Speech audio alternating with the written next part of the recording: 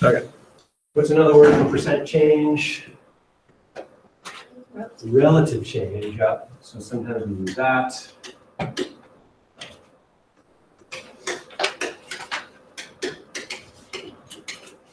So that's a review from way back in the course. When you have percent change and you repeat it,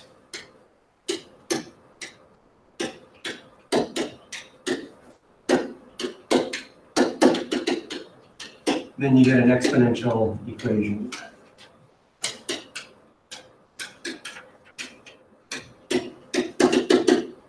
And one version of the exponential equation is that the new amount is equal to the previous amount times 1 plus your percent change raised to the power time. And so we've used that equation in a bunch of different ways. The relative change could be positive, so we get 100 and something percent, but it could be negative, so we get under 100%. So this is a big equation right there. And we applied that to a couple things. We applied it to depreciation the other day. We also applied it to Ebola. And let's see. With Ebola, my recollection, I make a table for that, time in months versus cases. In the beginning, there were 130 cases, and then, let's see, 1 month later, there were 234. That sound right? So we had an absolute change here of plus 104. And then to turn that into a relative change, right, so that was the absolute change. Relative change is always take the absolute change and divide by the original amount, which was 130. And so we get, I think, 80% or 0.8. Does that all sound familiar from last time? Matt, do you have a copy of this one? Yep. Let's see. Do you have 4-1? No, we need that too. Okay, give me a sec. 4-1. Another copy of 4-2. There it is. And I scribbled some notes on the top of this one.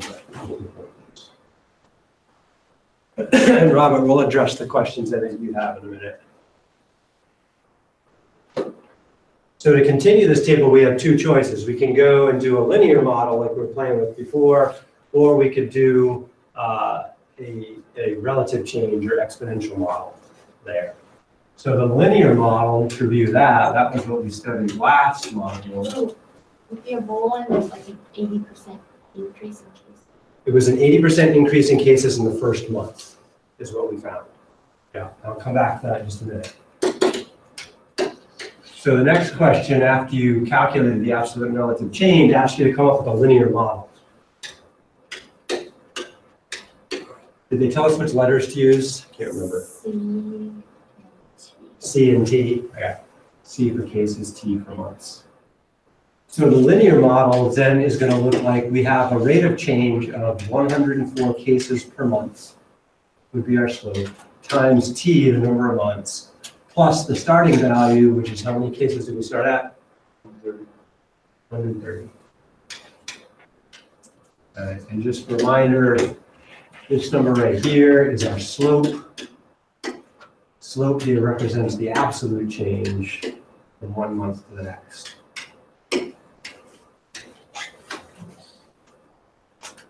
So we can answer a lot of questions based on this. So I think the first question we were asked to do is once we get the model, we were asked to predict how many cases there'd be in 6 months based on this. So T equals 6 months, what do we get? The number of cases is 104 times 6 plus 130. Everybody got that? 754. 754?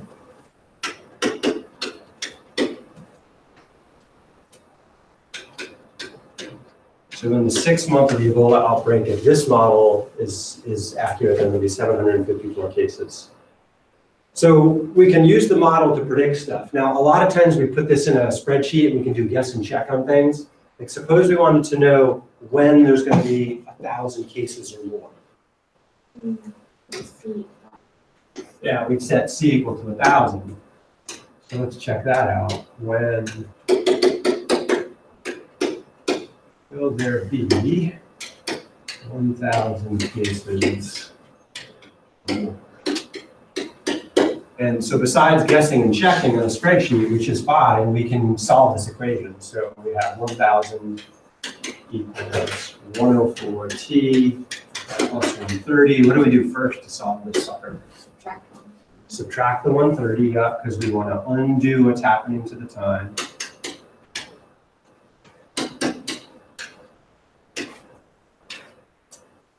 So let's see, when we do that, 1,000 minus 130 is what, 870 maybe? So we have 870 on this side. On the other side, we have 104t. I will fix that.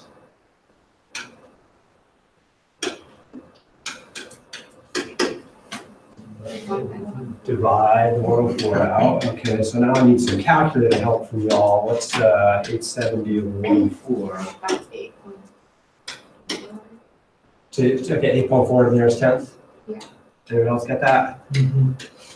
So 8.4. So around 8.5 months, we could say there should be at least 1,000 cases.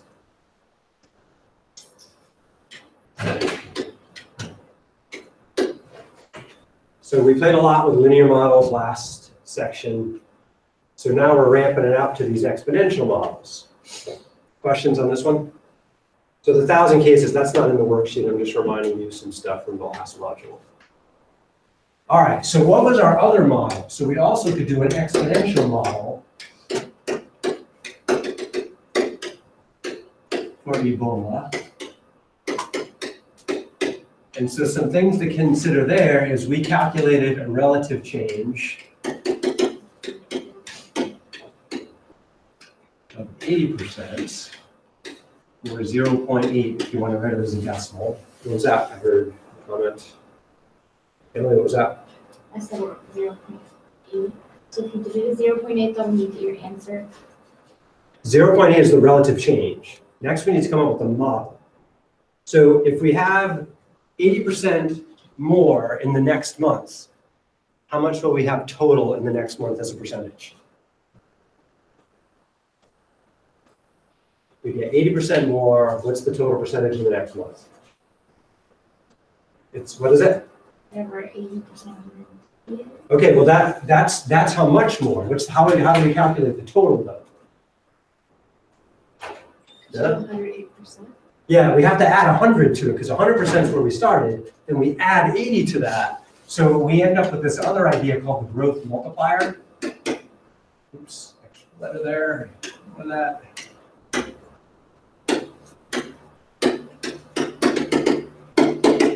And that's what I call the 1 plus R, because that's kind of a shortcut to get to the next answer. So 1 represents 100%, and I add that onto my rate, which is 80%. So in the next month, I should have 180% of what I started with. So just a simple example, if I started with 100 cases, how much will be in the next month? Almost. What's 180% of 100? It's 180. Yeah, I have 180 cases the next month. So the way the multiplier works is you just multiply. Okay. So the alternative was, oops, wrong way. We start with 100 cases. Then we have to calculate the increase.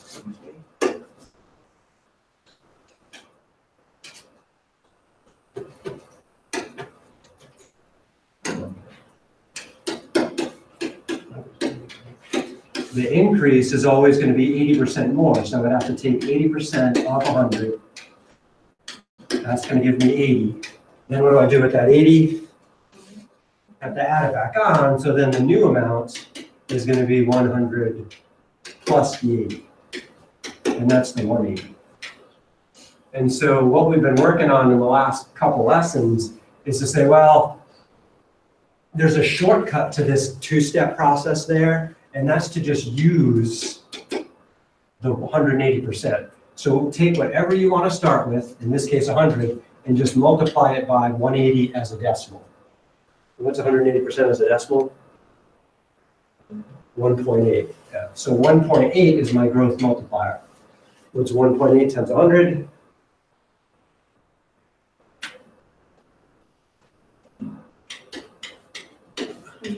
That would be 180, yeah. So from now on, we're going to get used to, once we identify the percent change, that relative change, we add it to 100 and see where we end up. If it's a positive change, an increase, we'll have over 100%. But it could be a depreciation, we'll end up with under 100%. Okay, so this is, let's say this is month 0. This is month 1. How do I calculate what's going on in month 2? I have 180 cases in month 1. What do I do to get month 2 now, based on this new idea? What's that? Multiply by 2. Where'd you get 2 from? It's 2 months. Nope. I have 180 cases right now. What do I multiply by to get the next number? 1.8. Yeah, we just keep multiplying by 1.8. So in month 2, I take the previous number and I multiply it by 1.8 first. Why 1.8? Well, 1 represents my starting amount in that month. And what's the 0.8 mean? 80% more. That's my percent increase. My relative change. Yeah. What's 180 times 1.8?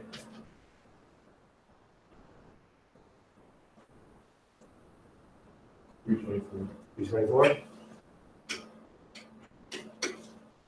How am I going to get the third month? Yeah, I'm just going to keep multiplying by 1.8 over and over again. Okay. So yeah, that ends up being a power. So a shortcut here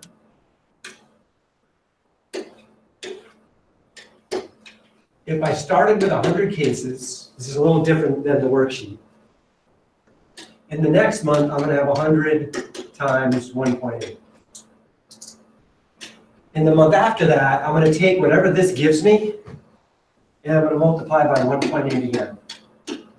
And the third month, I'm going to take whatever all of that gave me, and what am I going to do again? Multiply by 1.8 again. And so Emily said, repeatedly multiplying by 1.8 is the same thing as using a power. So in the 4th month, I would have to multiply by yet another 1.8. So how many 1.8s have I multiplied by the 4th month? 4 of them. So in the 4th month, I should have the original 100 times 1.8 to the 4th power. And that's that formula I was mentioning earlier. That's the new amount. Anytime you have repeated relative change, is always going to be the starting amount times 1 plus your rate of increase raised to whatever time you're going by, months or years, whatever. And that's what this formula represents. There's my 1 plus my rate of increase. Your model's a little bit different. Instead of us starting at 100, what are you starting at? 130. Okay, let's get back to our problem. In our problem for Ebola, our new amount, if it's going to be an exponential model, is going to be that 130 times 1.8, 1 plus the rate to the power of t. Why is it not 28? What's that? Why isn't it just 28 if it's 80%? What's 80% as a decimal? 0. So R equals 80%. That's 80 over 100, which would be 0.8. You could put a 0 on the end, but there's no difference between 0.80 and 0.8. So Then we have to why are we add. multiplying it by 1.8 and not the 0? So what is it? So Is your again, 130. here's the process we took before. If we start at 130, we need to multiply that by 80%, right? Yeah. And then we add that back on to the 130 to figure out where we're going. So here, this right here represents your 80% increase, true? And the original number is always 100% of itself. So altogether, what do we have? 180%, which is 1.8. We could do a little algebra on that right there to get a similar thing to happen.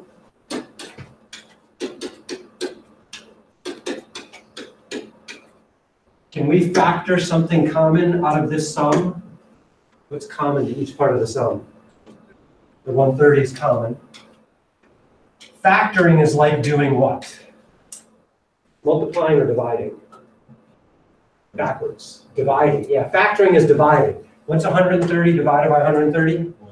1. Number divided by self is 1. What happens if I divide that by 130? What's left? 0.8. So that means this blue formula is the same thing as taking your original amount times 1.8. So my point is, instead of a two-step process, multiplying by the increase, then adding it back on, you just multiply by 1 point, whatever the increase is. That's our new procedure here. All right, backing up here, we were then asked to find what happens when t equals 6 months. And we get the new amount is 130 times 1.8 to the power 6. Anybody have a number for that?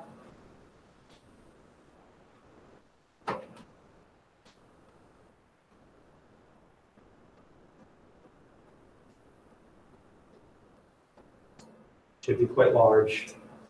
4421. 44,021 cases. Yeah, 0.59. 0.59, so we might round that up to a 2.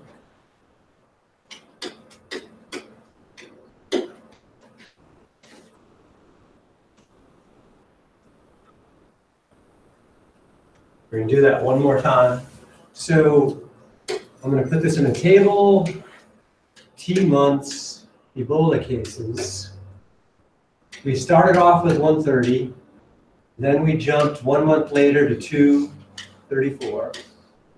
We just skipped on down to 6 months later and got 4,422 roughly. How many are there going to be in 7 months?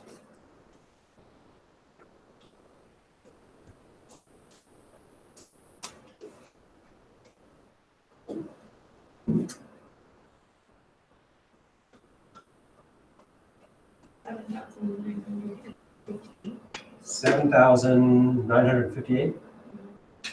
Anyone else get that? Okay. So you always can be multiplying by 1 point something. In any problem that has a relative change that keeps going, you're always going to be multiplying by 1 point something. Here, the increase was 80%, so it was 1.8. Yeah.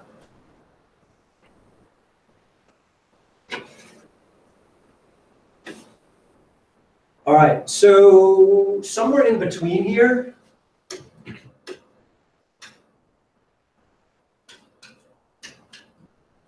there had to be 5,000 cases, true? Okay. So I'm kind of curious as to when 5,000 cases happens. So to figure that out, we have our formula, the new amount, actually we're using C here, right? Cases. The number of cases is equal to 130 times 1.8 to the power, whatever the ones are, T. And I'm wondering about 5,000 cases.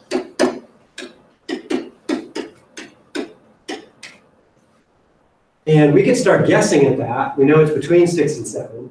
Maybe it's 6.5, maybe it's 6.1, maybe it's 6.2 months. I don't know yet. But we can solve that linear model. Why do you think we should be able to solve this one? Matt says yes. So how would I start solving this, do you think? Do what with the 130? Subtract. Not subtract. How's it connected? It's connected by multiplication, so we should divide. Yeah, so we want to break that multiplication right there. So to break multiplication, there you go. We're going to divide by 130. 130 is probably not the nicest number to divide by. We're going to get some weird decimal. What is it about? 38.5. 38.5. Okay. Anyone else get that? Yeah, so it's about 38.5. On the other side, we have 1.8 to the power of t. And here's where we have a problem. How do we get that exponent down into the base? That's a big problem. So we're going to have to try and fix that.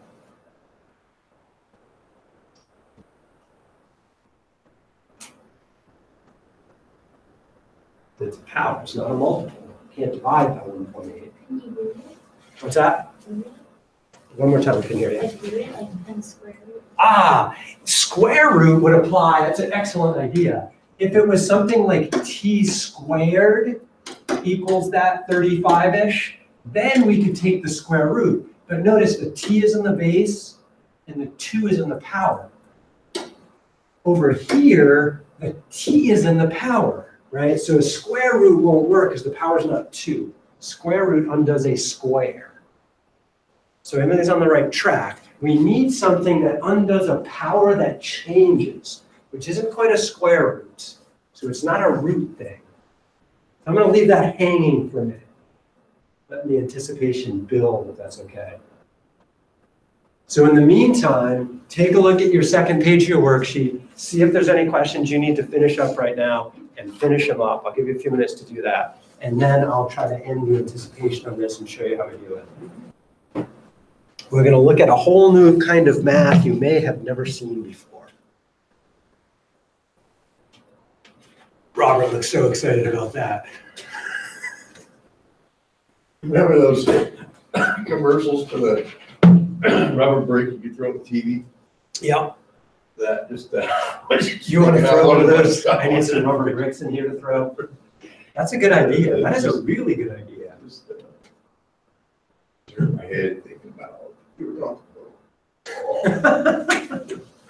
I remember reading some article about that. Letting students get their aggression out can be helpful in education in a non-dangerous way. How about What was that? Wasn't throw rubber bricks, was it? I'll think about that. Anyway, get this worksheet done. Looks like Robert's already done there. the limitations of the models that one, the relative change goes way overboard real quick. It does seem to, yeah. So that's your comment. Yeah, it seems to get too high too fast. Yeah, so whatever you think about it.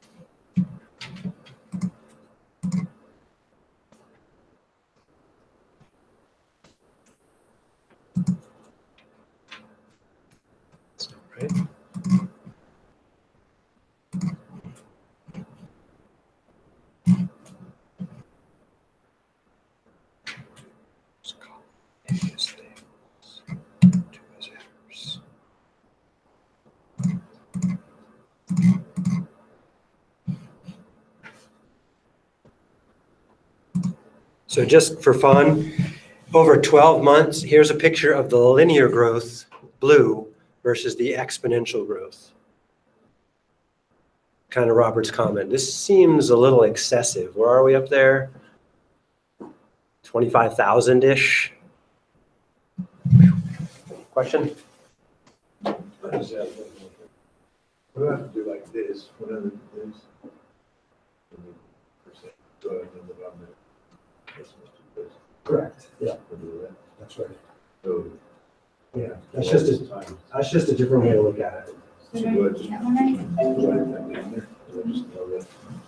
That's part of it. Let's see, did I just get dinged here? Was that me? Just heard a ding. Daisy, did you have a question or are you okay? I'm good. Okay, Yeah, it wasn't me. all right.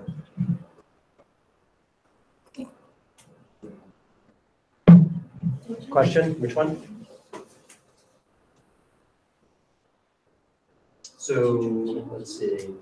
Use each model, pick number of cases after 2 years. Jenna got 173 million. Anyone else get that for Ebola, for the exponential model? Yeah. Yep. Yep, it's big. It is big.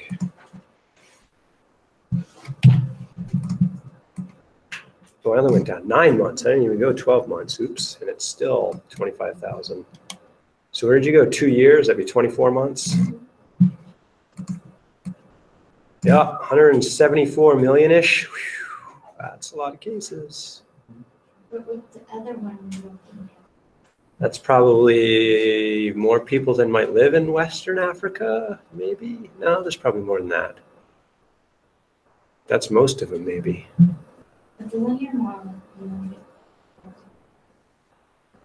With the linear model, yeah, I got 2,600-ish. Yep. Correct.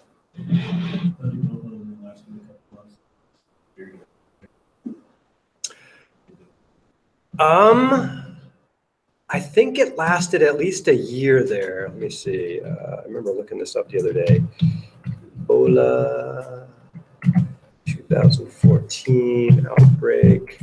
I found a graph of it. Where was that?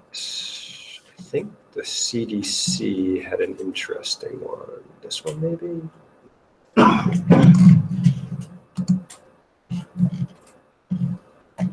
That one. This one. That looks like the same one I just clicked on. So I clicked on a different link there. Let me see. Post CNN. Was it CNN? I don't think it was CNN. They had a graph of it. when we ask for more attention to the model, does that mean like it probably didn't grow that rate? Yeah, it looks like it's growing too fast for exponential. Maybe you think linear is growing too slow. Maybe it is good. Okay. So let's see, when was that though? That was in April. No, that can't be right. That must be later. 28,000 cases. That is a lot of cases. We only had 4. Ooh. The linear seems to be 20,000. Total cases in Guinea, Liberia, Sierra Leone. Okay. Yeah, so I guess the sum of those was that 28,000. Yeah, so check it out. Look at these graphs here. So these are actual data that was collected from the World Health Organization. Oops, wrong way. Blow it up. Like in the beginning, it looks kind of straight down here in the bottom. And then like different parts of it straighten out. But doesn't this green and the red one, don't those look like the exponential model? Yeah, what often happens with exponential models is you run out of people to infect, and then the cases start to diminish. And so they start to taper off like that. And so this S-shaped curve is called a logistic curve. And in Math 105, we'll take a look at that curve. But it's an exponential case that a lot of these things just peter out because they run out of resources. In this case, Ebola runs out of people, and or we start to isolate people better than we were before.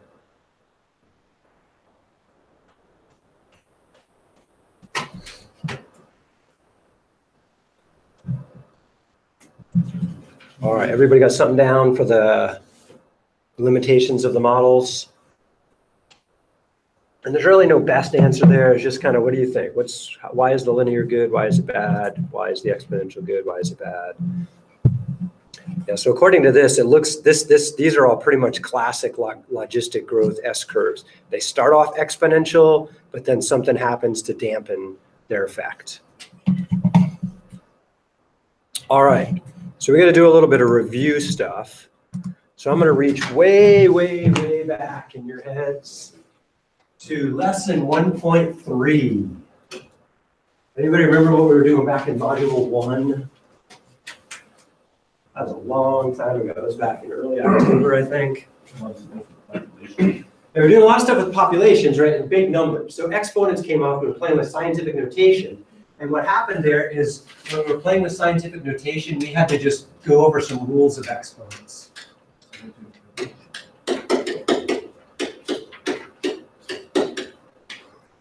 So I'm just going to review the rules of exponents. Robert had a question about this. This came up in the prep for 4.1. You may remember seeing it in there. So things like if you have 2 to the 3rd power and you multiply that by 2 to the 4th power, can you rewrite the answer as a power? And answer is yes. Anybody remember what the rule is when you multiply two things with the same base? You add the powers. Yeah, so that would be 2 to the 3 plus 4 or 7th power. So the way to think about it is 2 to the 3rd means there are 3 2's that have to be multiplied. 2 to the 4th says there are 4 2's that have to be multiplied. Okay, so altogether, yeah, there's got to be 7 2's that got to be multiplied out. Okay, so that's one important rule. Often it's stated with variables, x to the power n times x to the power m. As long as the bases match, that becomes x to the power whatever n plus m is. There's a rule on that one right there.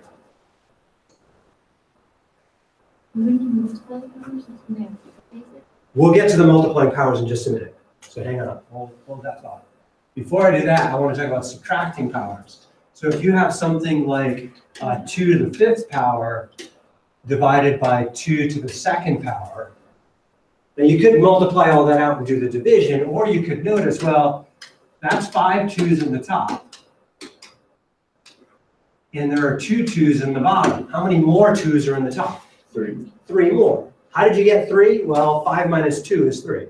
So the shortcut here is if you divide things with the same base, then that's the same thing as subtracting the numerator power, the denominator power from the numerator power.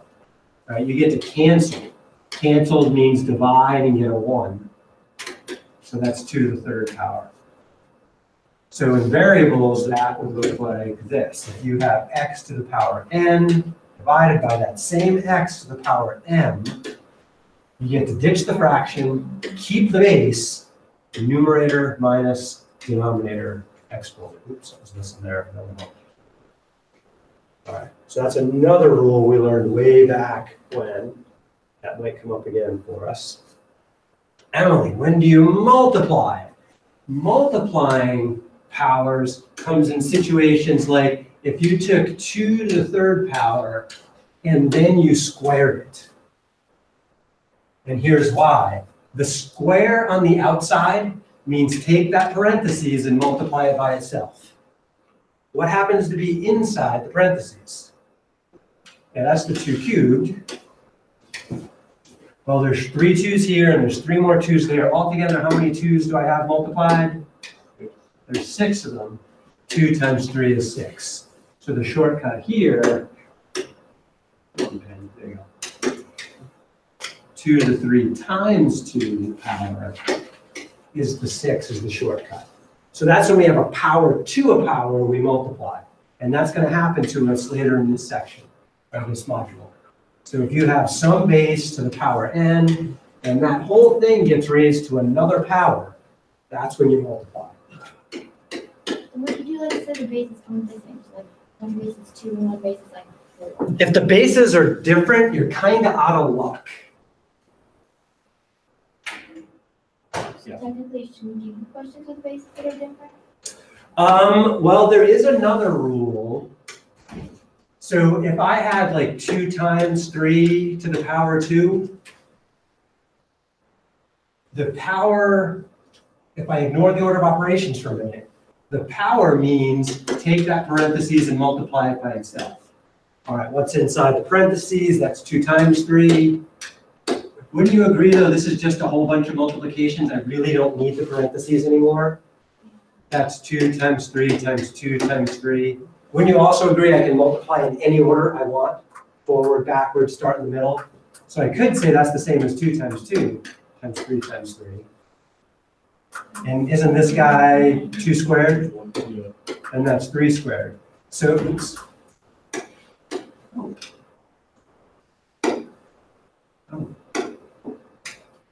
So the rule here is I can distribute the power if there's a multiplication inside. So with variables, if I had an x times a y to some power n, I get to distribute the power. X to the n times y to the n. I don't know, maybe that's the one you're thinking of. Different bases, but notice the power is the same in that case. So that could be it right there. All right, so we're going to go over a new rule of exponents you may or may not have ever seen before.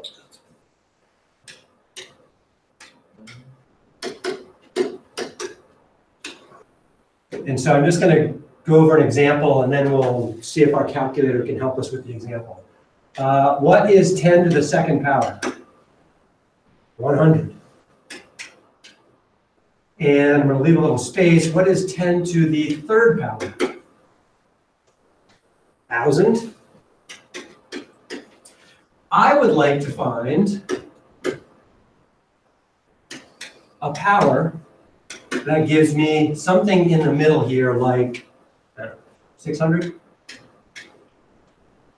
So the answer is between 100 and 1,000.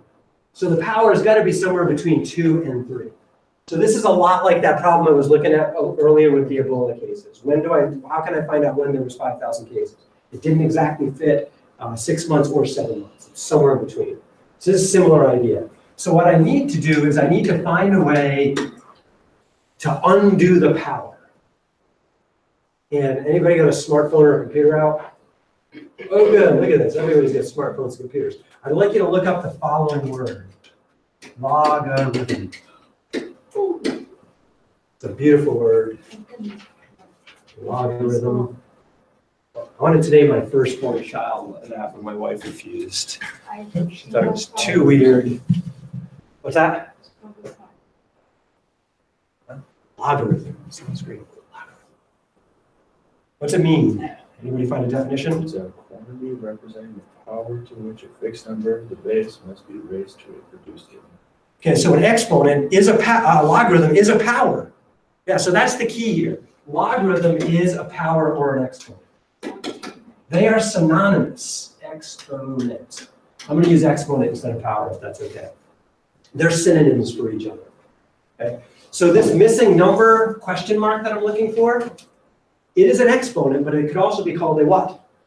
A logarithm. Yeah. So I'm just going to use that here.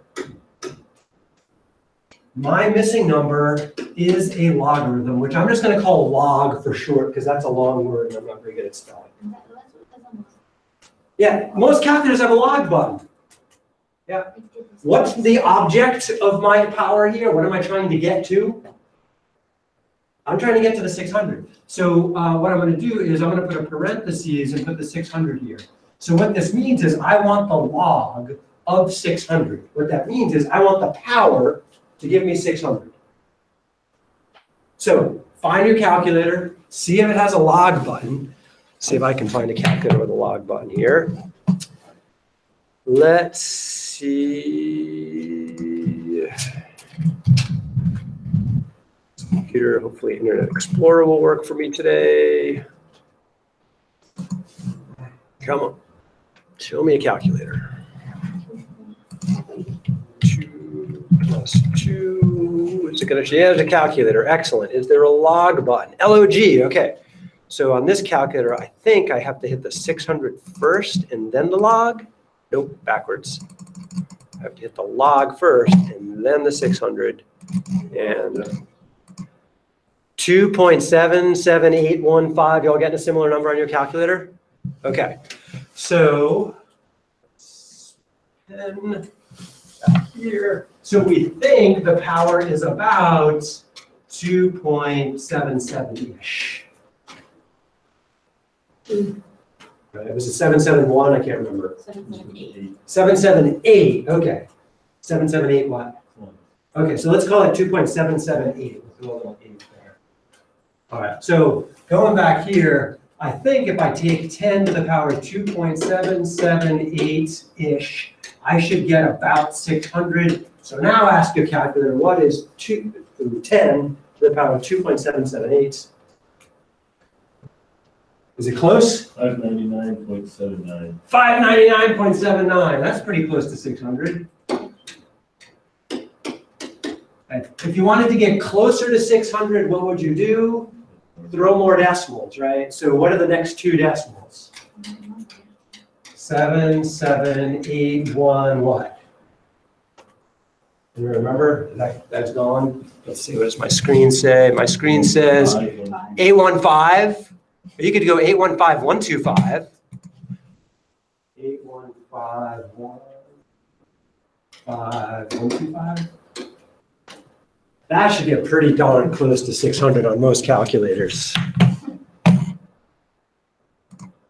Let's go 10 to the power 2.7781525. And Google said it's 599.9999974. We're getting closer. So one cool thing about logarithms is they basically pull the exponent out so we can figure out what it is. Okay. Downside is it's not like doing division where we all know how to do long division. The way to calculate logarithms by hand is just a pain in the butt. And so we're just going to push a button on the calculator instead. Here's the other problem with logarithms. In this problem, our base was 10. And so technically logarithms need to know what the base is. Did we tell the calculator we were using base 10? No, we didn't tell the calculator that. So here's the trick on that. So trick for other bases. If you don't type the base, the calculator assumes it's base 10. Okay? My calculator says log. Yours does say log 10 on it? Okay, so a lot of them, some say that, but most don't. So most calculators, log of whatever means log, and we put the base just to the right and under the g. It assumes the base is 10.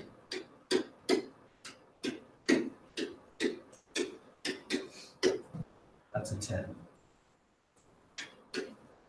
It assumes a base 10.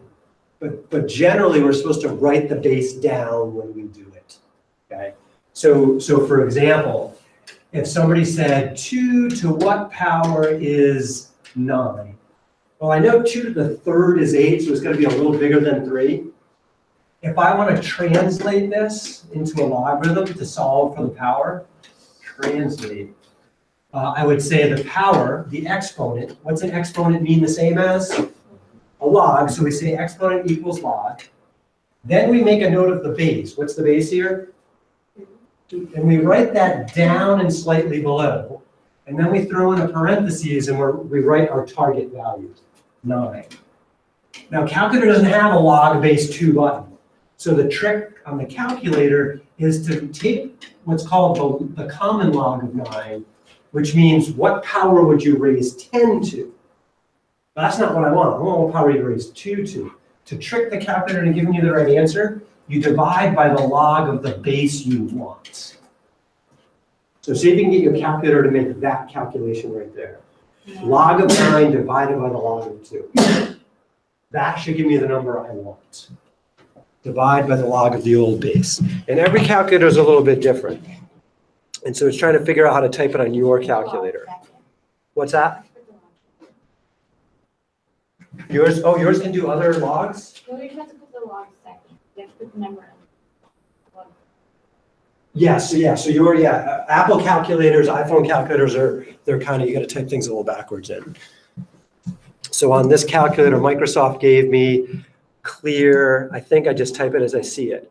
Log of 9, close parentheses, divide by log of 2. And I should get 3.1 something. 3.169, anybody else get that? Yeah, so now double check that's the right number. Take 2 to the power of 3.169925, and we should see it's pretty close to 9. So I'm gonna do that in a new screen.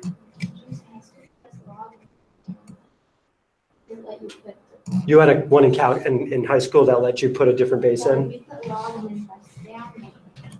Okay, so let's see. 2 raised to the power, oops. So that's the caret, 3.169925, and Google says that is 8.999999991.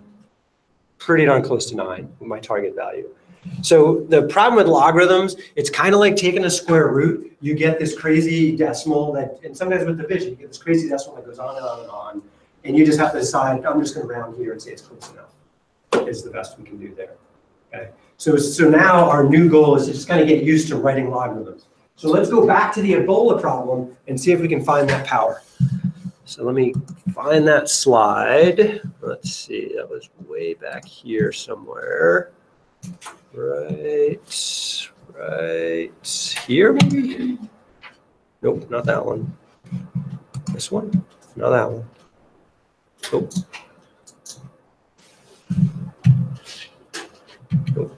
Nope. Oh, here we go. And then I rewrote it here. Okay, so we're at a place where we can solve this now. Okay, so we're going to have to rewrite that in terms of a logarithm. So what's our power called here? T.